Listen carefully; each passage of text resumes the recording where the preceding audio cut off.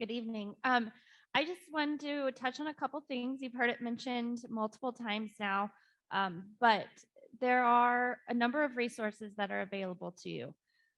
First and foremost, the Kansas resources that many of you have probably visited already. All of the information that you have in that packet is also available on the website, and you can access that website through agriculture.ks.gov. This information will be available and will be kept up to date as information changes and progresses. And the other piece that we want to talk about, you've heard it said tonight, Governor Kelly touched on it, Senator Mann touched on it, Ms. Clark touched on it, is mental health and taking care of yourself. One of the things that I noticed when I started this job is that there's a lot of stress in agriculture. I grew up on a farm, I have cattle myself now, and there's daily stress. But how do we handle and cope with that stress? A lot of us don't. Some of us think that we're coping better than we are, but when we blow up at our spouse or our kids, maybe we're not handling some of that daily stress as well as we think that we are. So I started looking myself, what resources are available out there? How do we go about getting support? I know that there is a lot of support out there and resources available, but it was difficult to find them. And how do you know what's a good resource? So the Kansas Department of Agriculture created a website, kansasagriculturestress.org, and that website pulls together the existing resources that are available at the state and national level for support. For support of all family members, because as you've heard, it can affect children, it can affect a spouse, it can affect you personally. There's lots of resources out there that help address that. So please take time to visit those websites when you can. On the table, you have little stress balls.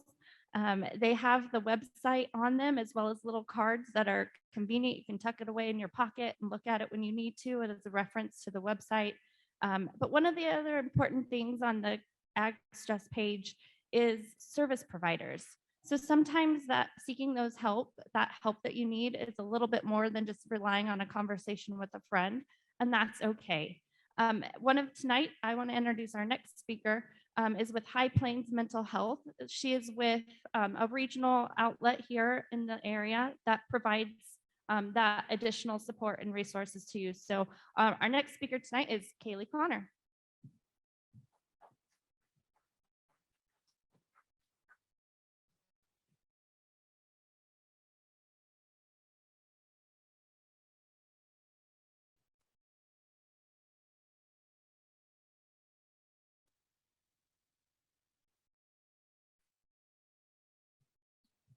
Good evening, everybody. Thank you all for being here, and thank you so much for allowing me to be here. My name is Kaley Conner. I'm the manager of education and outreach at High Plains Mental Health Center.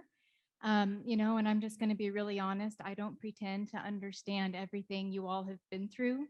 I live in Russell County. Our thoughts, our prayers have been with our neighbors. The unthinkable happened 2 weeks ago, like someone else mentioned. And so we're here tonight to talk about, in light of everything else going on, you have so many things you're trying to take care of, but it's so important that we don't neglect to take care of ourselves and our families and our neighbors as we begin the process of recovering from this event that took place. The reality is we are all here in the same room, but this room is not the same for all of us.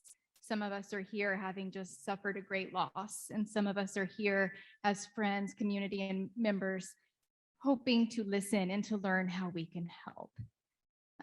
So the fires, the storms, the damage, and the loss, by definition, is a significant trauma. What we experienced in our communities is something that is outside the realm of typical human daily experience, okay? And so that is defined as a critical incident.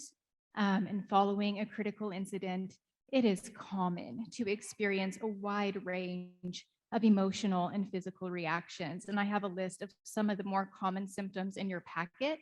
I'm not going to review all of them necessarily with you because I want to skip ahead to ways that we can begin to manage the stress that we might be feeling in our families and in ourselves as a result of these experiences. So these are some tips that hopefully, to the extent possible, if you can implement some of these things into your daily routine, it might help kind of alleviate some of the heavy stress load that you're probably carrying right now. It's important to talk to others openly and honestly about your experiences and about how you're feeling. I call it venting. Venting can really help right now. If you can find that person that you trust, that you can be open and honest with, friends and neighbors, people who are here today to support. One of the most powerful things we can do is just to listen, to just be a good listener, to just be a shoulder to cry on. That can sometimes be very helpful. It's also important, to the extent possible, to take good care of our body. Physical health and mental health are so closely connected. So if we can try to eat healthy foods, if we can try to maybe get a little bit of exercise and physical activity, if we can try to get a decent amount of sleep every night or most nights, I'm sure that's not always going to be possible for you, but those three things are the big three that can really help alleviate stress in difficult circumstances. It's also important, to the extent possible, if you can make any time for leisure activities, for hobbies that you enjoy doing. It can be anything from, spending a few minutes out in nature, or spending time with a family member, grabbing coffee with a friend, connecting with your community, any of those activities that are healthy, that you enjoy, that can help possibly relieve some of the stress, again, that you might be feeling. And, right now, I'm sure a lot of things in our lives feels completely out of our control. The wildfire, the storm, that was out of your control. There's a lot of routine things as farmers that you can't control, right? The weather, the market prices, all of those things. But in times of upheaval, when there's a lot of uncertainty, it can be very helpful to try to control the few things that you can control. Try to stick to some kind of routine to the extent that you can, so that there's some sense of predictability that can help ease some of the mental toll that you might be experiencing. And it's also worth noting, in the aftermath of a very difficult traumatic experience, to the extent possible, it's important to avoid turning to negative coping strategies, which could include drinking more alcohol, turning to drugs, even consuming too much caffeine, which seems harmless, but it can actually eventually add to the anxiety and make things worse. So it's important to find healthy ways to cope with the stress to the extent possible. And I also just want to say, mental health care is healthcare. Your brain is a part of your body, just like your heart or your lungs. And it is not a sign of weakness if you need to reach out and talk to a mental health specialist and get some professional support. Our motto at High Plains Mental Health Center is "We're here for you," and we really very much want to be here for you. We have full-time office in Osborne, which is probably the closest one to you, as well as Hayes. Telehealth services are available right now on Zoom, as was mentioned earlier. So that is a good option as well. We also have something called critical incident stress management services that are available to 8 communities within our service area at no cost. So if there's ever a need to have a therapist come in and just be available and just provide some trauma debriefing services for the community and for those affected, please call us in.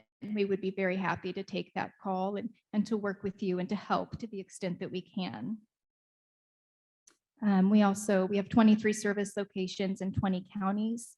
We have a 24/7 crisis hotline. That phone number is available 24/7, nights, weekends, holidays, anytime. That is a direct connection to a qualified mental health professional in the state of Kansas.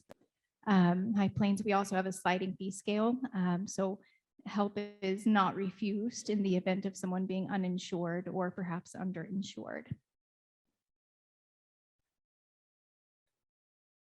And that is just a map of our service locations. Kansas Ag Stress that was mentioned earlier is another really good resource. We have at High Plains, we have several therapists and staff members who are directly involved in agriculture. So there is some understanding of the unique stressors and challenges that are often experienced in the agriculture industry.